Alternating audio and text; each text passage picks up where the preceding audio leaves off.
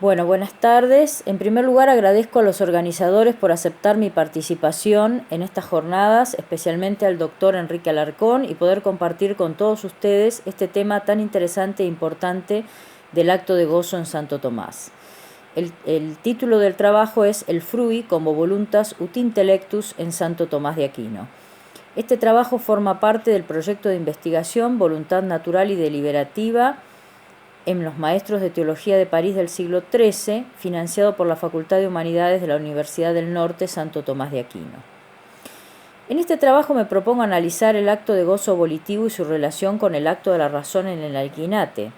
El acto de gozo, frui o fruicio, algunas veces delectatio, aparece tratado en el contexto del comentario a las sentencias y en la Suma Teológica como una noción opuesta al uso, también como un acto parcial de la voluntad y como un don de la bienaventuranza. En este último caso se debe desglosar la cuestión en la de la operación y el hábito que la dispone. En todos los casos, por pertenecer al ámbito del apetito racional, el frui sigue a un tipo de acto de la razón. El frui como acto parcial de la voluntad. El frui o fruicio es considerado por el Aquinate un acto de gozo voluntario, es el cierre, el acabamiento o el fruto precisamente del operar de la voluntad. En ese sentido, es un acto parcial que se integra en el acto de la potencia afectiva racional. El angélico trata de los actos parciales que componen el acto de la voluntad, sin detenerse en lo que hoy llamamos proceso psicológico del obrar voluntario, ya que su interés está puesto fundamentalmente en distinguir ordenadamente entre los actos sobre el fin y los actos sobre lo que conduce al fin. Por ejemplo, en la Suma observamos que el angélico expone los actos sobre el fin en el siguiente orden: voluntas, frui e intensio. Este orden de exposición revela esta motivación del Aquinate y también el orden de prelación de los actos entre sí. En primer lugar, los actos sobre el fin en sí mismo, luego el acto que enlaza el fin con lo que conduce a él, y finalmente los actos sobre los bienes conducentes. En este punto vemos integradas dos matrices, la agustiniana a través de Pedro Lombardo, quien distingue uti y frui al comienzo de sus sentencias, y la aristotélica que lo hace entre fin y orden al fin. Daniel Dehaene ha dedicado un artículo a la distinción entre delectatio, gaudium y fruicio, en el cual desarrolla fundamentalmente los dos primeros, ya que considera poco problemático el acto de gozo volitivo. Señala que lo que caracteriza a estos tres tipos de placer es el descanso del apetito en el bien. Además, la estructura apetitiva de la que son términos estos actos es idéntica: inclinación, movimiento y descanso. En tanto es un acto parcial de la voluntad, el frui depende de otros actos de la voluntad que lo preceden. En primer lugar, del simple querer y la intención del bien finalmente gozado, que son los actos sobre el fin. Sin embargo, la causa del gozo no está en estos actos precedentes, sino en la presencia del bien amado. Podemos decir que desde el punto de vista eficiente, la causa de todos los actos parciales es la misma potencia voluntaria. La voluntad es el sujeto inmediato de estos actos. Sin embargo, es la condición del objeto, es decir, del bien, en tanto presente o ausente para el sujeto, la que especifica los actos de la voluntad en este sentido. En cierto modo, se podría considerar que estos actos son como una extensión del simple querer, huele, al igual que en el caso del intelecto, en que Tomás afirma que la razón teórica es la que se hace práctica. La voluntad quiere un bien con carácter absoluto. Esto es lo propio del huele, y por ello tiende a él por la intensio, y si lo alcanza, goza de él. Esto se da máximamente en cuanto al fin último de la vida humana, que es la bienaventuranza, donde la fruicio es un complemento que la perfecciona en su carácter de última o de término. Inclusive, en ese sentido, es un acto nobilísimo acorde con el bien amado. Asimismo, desde el punto de vista operativo, el frui requiere de los actos parciales que pone la voluntad frente a los bienes que llevan al fin. Necesita del consenso, la elección y el uso en la medida en que la gente debe disponerse frente al fin amado y que se requiere obrar para alcanzarlo. En general, se puede considerar que todo fin de la praxis requiere un obrar o un hacer para alcanzarlo, y que en el gran espectro de la vida humana es nuestra praxis la que nos alcanza a los fines buscados. Sin embargo, podemos preguntarnos si para el Aquinate podría suceder que la voluntad gozase ante la presencia de un bien amado donado, sin que la consecución de dicho bien dependiese de actos sobre bienes conducentes. ¿No habría entonces ninguna necesidad de actos de la voluntad sobre estos bienes?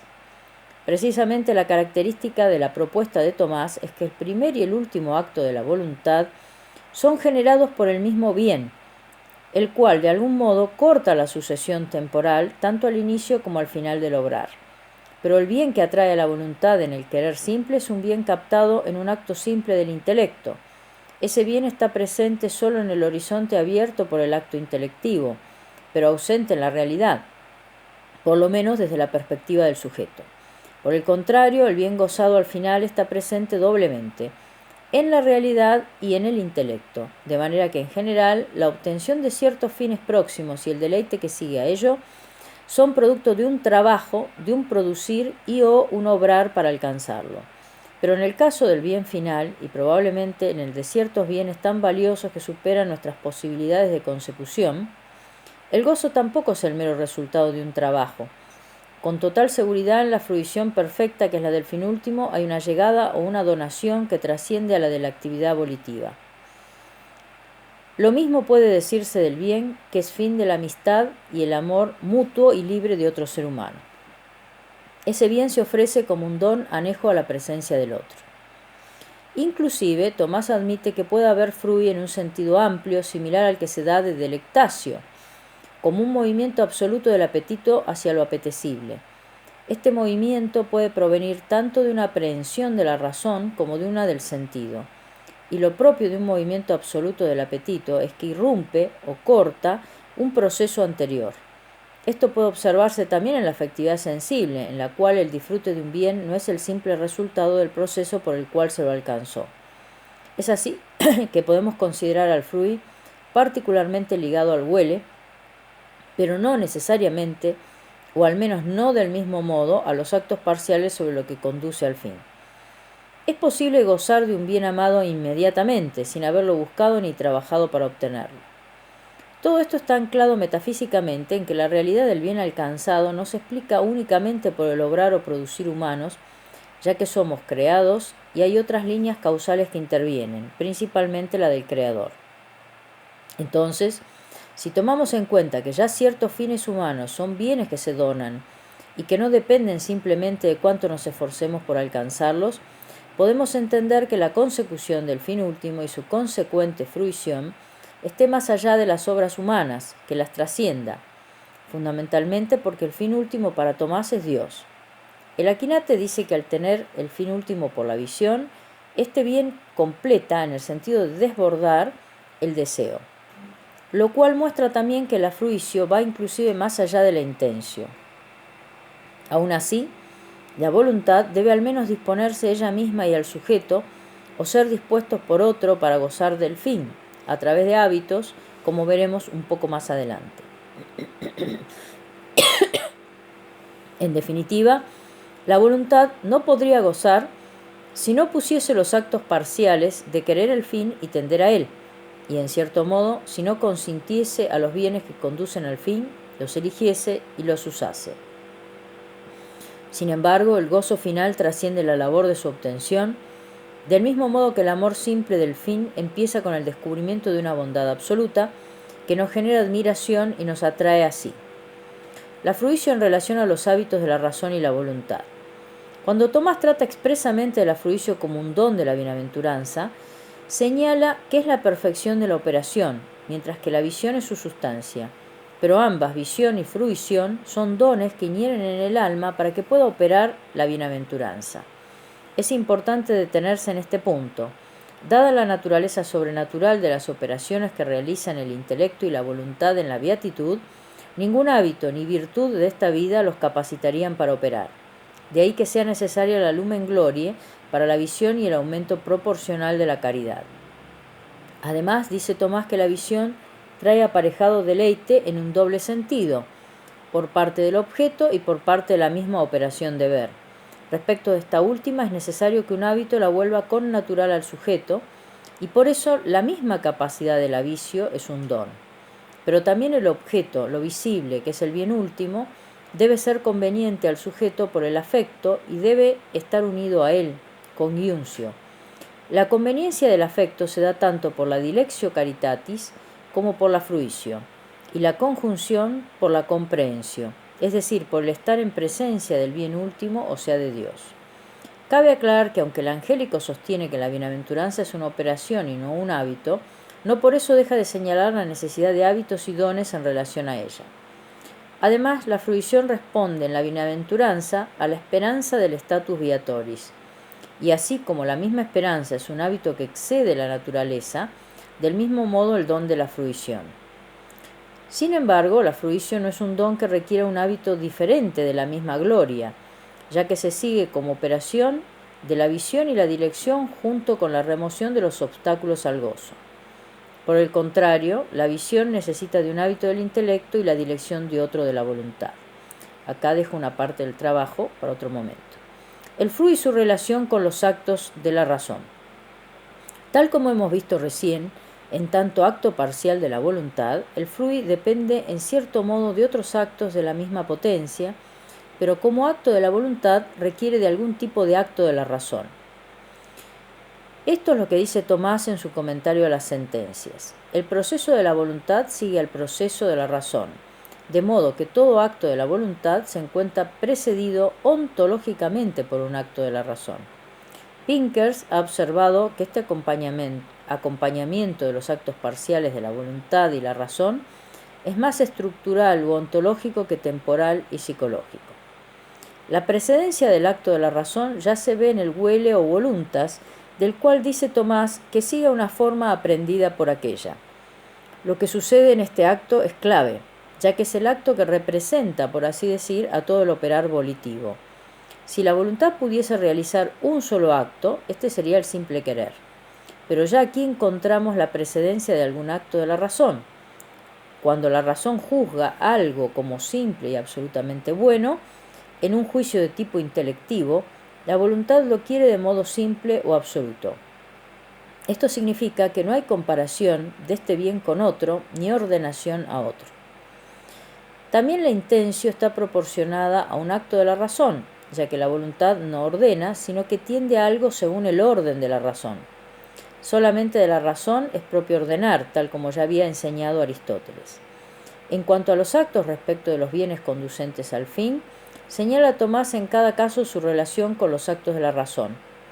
Acá vemos nuevamente la importancia de la distinción entre bienes absolutos y bienes relativos, entre el fin y los bienes que conducen a él o son ordenables a él. El consenso sigue a la deliberación y esta, a su vez, procede de la intención. La elección está enlazada con el juicio electivo sin que pueda desatarse una de otro. El uso, por su parte, está formado por el imperio racional. Finalmente, consideremos el frui.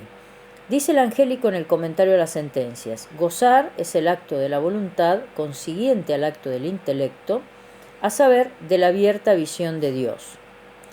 Así, el Aquinate conecta este último acto parcial de la voluntad con cierto tipo acto de la razón, es decir, con uno intelectivo de visión o contemplación.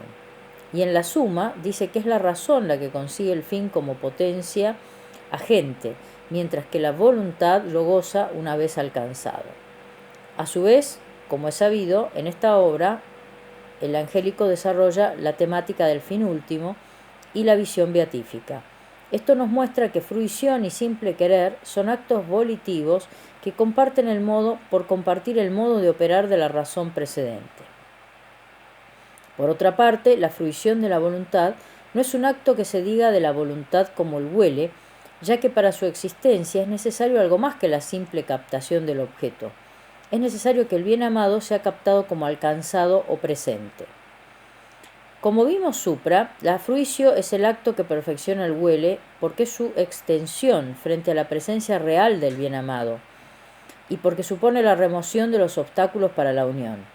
Sin embargo, es un acto simple de la voluntad que sigue la presencia del bien en el intelecto por la contemplación. La voluntad quiere para Tomás de dos modos: uno un natura y otro un ratio, según sea el modo en que la razón le presenta su objeto.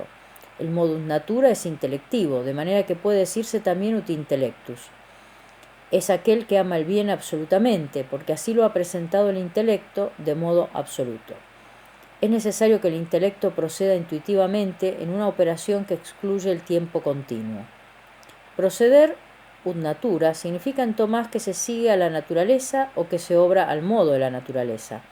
Para el intellectus, por ejemplo, los principios son aquello naturalmente conocido. En el caso de la voluntad encontramos dos versiones de lo ut natura. Primero, aquellos bienes que corresponden a la naturaleza humana y que a su vez son naturalmente conocidos, es decir, captados de modo inmediato por su evidencia. Segundo, todos los bienes que son presentados por la razón como absolutos. Podemos decir que voluntas ut natura es para la quinate voluntas ut intellectus, ya que es el proceder al modo de la naturaleza lo que caracteriza a este tipo de operaciones volitivas, y no el provenir directamente de la naturaleza, como es el caso del apetito natural. La voluntad no opera sin que algún acto de la razón la preceda ontológicamente.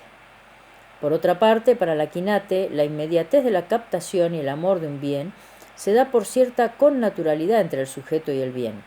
Por ello es que también se puede hablar de voluntas ut natura.